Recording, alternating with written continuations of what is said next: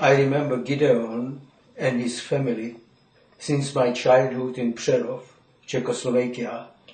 I sensed in him an extraordinary quality which set him apart from other boys of his age and older ones. He was unusually talented.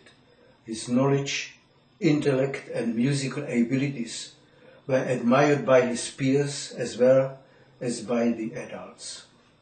He was about 12 years old when he moved to live with his sister.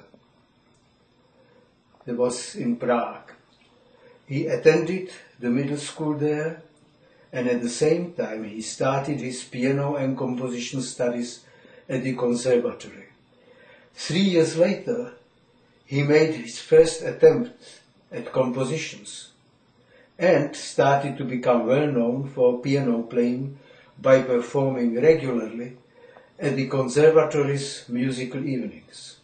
And in a short time, Gideon grew into one of the most talented students. In 1938, he graduated from his high school with distinction and started attending the master class under Professor Kunz, and he completed it in only 1 year.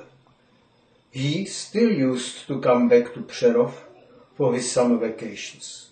I was looking forward to his visits, for he was always my role model. He was one of us, played soccer with us and cards, and we used to go swimming together. Following the Nazi occupation in March 1939 and the subsequent ban on travel, he stopped coming to Přerov, and several years passed before I met him again in Terezin. He was transported there in December the 4th, 1941. Almost from the start, he was the heart and soul of the cultural life there, highly recognized as a piano virtuoso as well as a teacher and composer. We met several times.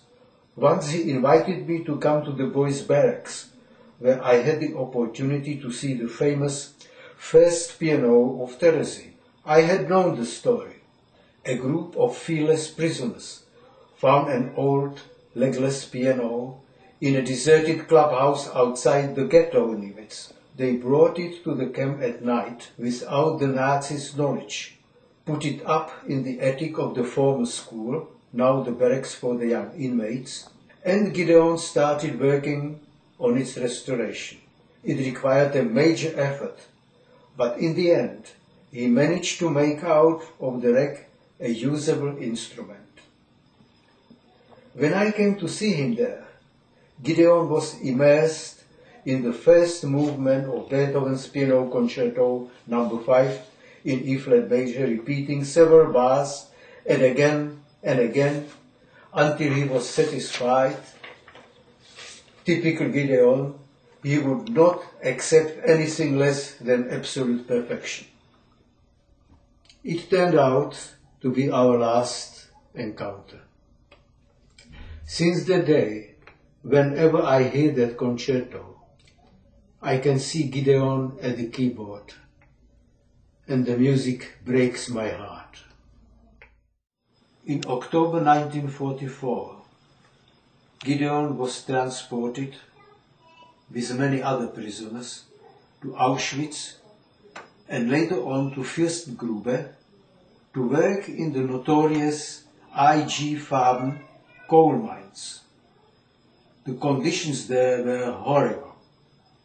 Long hours of exhausting labor in the mines without any protective gear and adequate nourishment. The food was insufficient both in quantity and quality.